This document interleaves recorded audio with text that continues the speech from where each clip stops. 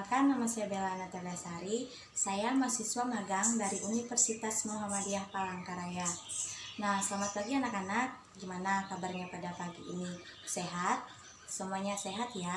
Nah, Ibu mengingatkan sebelum kalian keluar rumah, kalian harus menggunakan masker, jangan lupa mencuci tangan dan menjaga jarak.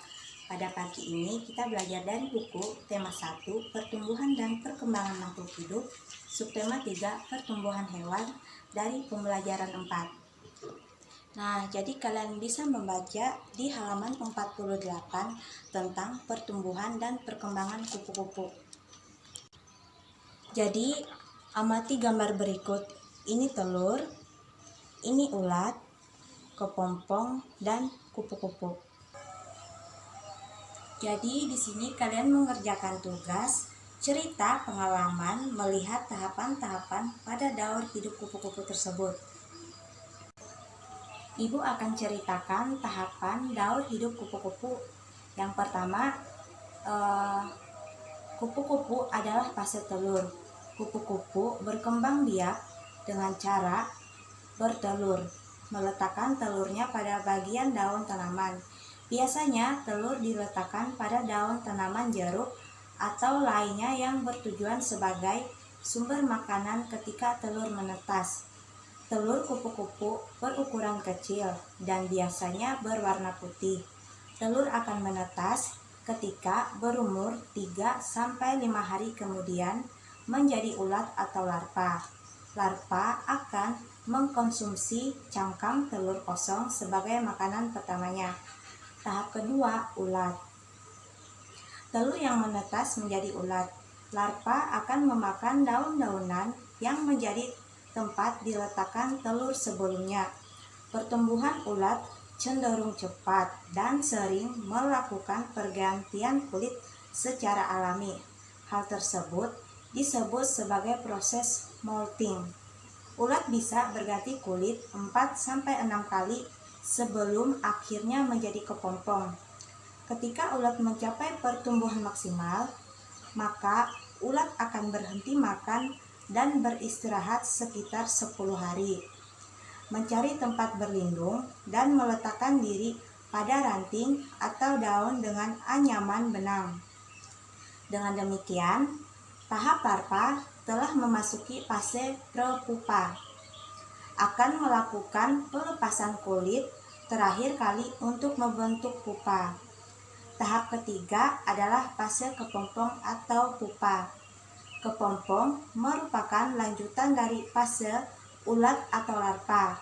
Umumnya, kepompong memiliki lapisan kulit yang lembut, halus, namun keras, dan biasanya berwarna hijau atau coklat. Corak pupa menyerupai bentuk kamuflase hewan sesuai dengan lingkungannya. Dari luar, kepompong nampak seperti berdiam diri dan beristirahat. Namun, di dalamnya sedang terjadi proses pembentukan kupu-kupu. Tahap kepompong berlangsung selama 7-20 hari. Yang keempat, tahap terakhir. Proses metamorfosis kupu-kupu adalah kupu-kupu. Kupu-kupu akan keluar dari kepompong setelah proses dalam pupa sempurna. Saat keluar dari pupa, sayap kupu-kupu tampak kusut dan kecil serta masih basah karena sebelumnya berada dalam kepompong. Jadi tugas kalian kedua yaitu menceritakan pengalaman, memberi saran. Kalian bisa membacanya di halaman 57. Ibu akan membacakan di halaman 57 tadi. Dengarkan baik-baik. Saat kamu bermain, tentu ada yang menang dan ada yang kalah. Bagaimana sikapmu jika kamu menjadi pemenang saat bermain?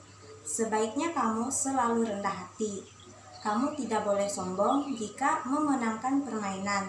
Lalu, bagaimana sikapmu terhadap teman yang kalah? Saat teman kalah, sebaiknya kita memberi semangat. Selain itu, kamu tidak boleh mengejek. Kamu dapat memberikan saran pada temanmu yang kalah saat bermain. Kamu dapat menyarankan temanmu untuk tekun berlatih dan selalu semangat agar menjadi pemenang dalam perlombaan berikutnya. Selain itu, kamu harus saling menguatkan agar menciptakan kerukunan antar teman.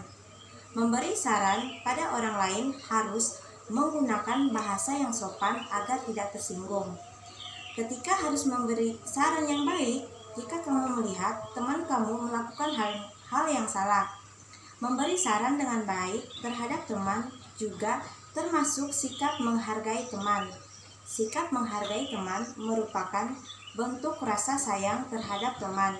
Menyayangi teman termasuk salah satu pengalaman sila kedua Pancasila. Jadi ingat, tugas kalian yaitu ada 2. Yang pertama, berbagi cerita pengalaman melihat tahapan-tahapan pada daur hidup kupu-kupu. Yang kedua, menceritakan pengalaman memberi saran kepada teman. Jadi kesimpulan pembelajaran kita pada pagi ini, yang pertama, kita dapat mengetahui tahapan-tahapan perkembangan dan pertumbuhan pada hewan kupu-kupu. Dan yang kedua, kita dapat mengetahui bagaimana cara kita memberi saran yang baik kepada teman. Mungkin itu saja yang dapat Ibu sampaikan tentang pembelajaran kita pada pagi ini. Kurang dan lebihnya Ibu meminta maaf. Sekian dan terima kasih.